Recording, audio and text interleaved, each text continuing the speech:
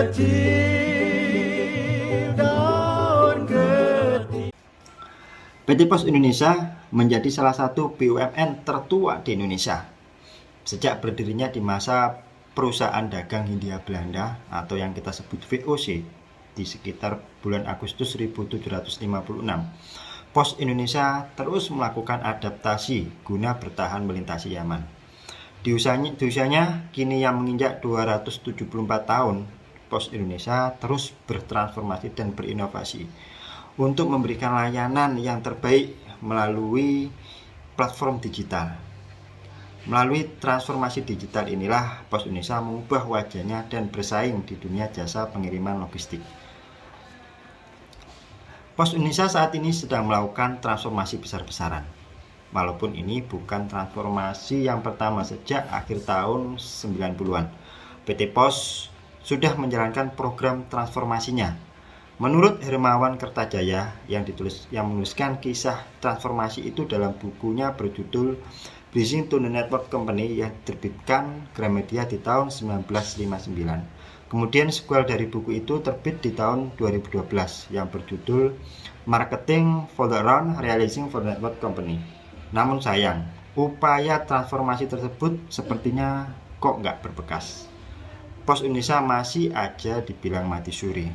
Apa sih penyebabnya? Kalau kita lihat dari perusahaan-perusahaan yang melakukan transformasi itu gagal dikarenakan 70% faktor dari manusianya. Masuk akal sih ya, karena banyak kalangan menilai SDM inilah yang justru menjadi masalah utama di Pos Indonesia. Mentalitas karyawannya jadi isu, perusahaannya kuno, sistemnya kuno, pelayanannya kuno, begitu kata mereka. PT Pos dinilai nggak bisa ngikutin zaman. Bahkan ada yang mengatakan ngantuk kalau datang ke kantor pos. Pak Faisal Jumadi selaku CEO PT Pos Indonesia yang baru sangat menyadari hal itu dan serius membenahi SDM PT Pos. Beliau pun meluncurkan gebrakan-gebrakan untuk mentransformasi SDM di Pos Indonesia. Apa sih gebrakannya? Bagaimana cara beliau melakukannya? Apa kendalanya? Dan seperti apa solusinya? Mari kita tonton terus video ini.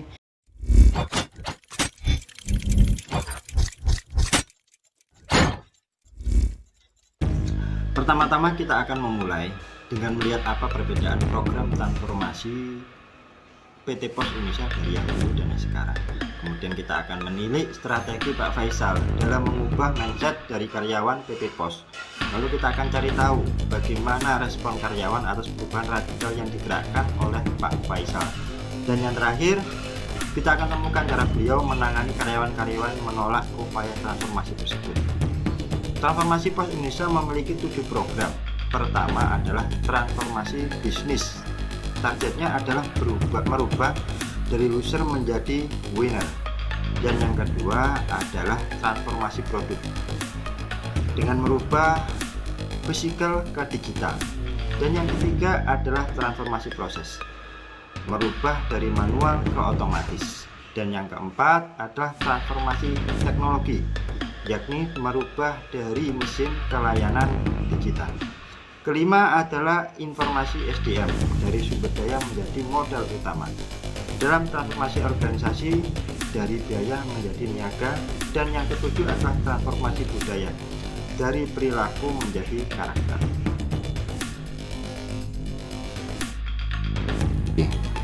Pada saat ini Pos Indonesia mempunyai keuntungan secara akses dan teknologi.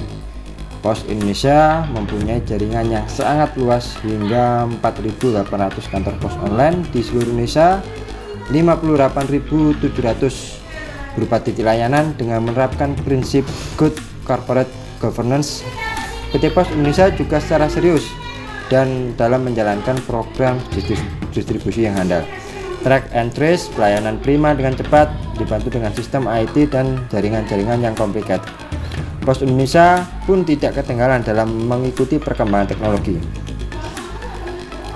Mesin sortir otomatis pun sudah terinstalisasi otomatis dengan kapasitas tinggi yang memudahkan dan mempercepat pelayanan jasa, serta ditunjang dengan adanya call center yang setia menemani barang sampai tiba dengan selamat.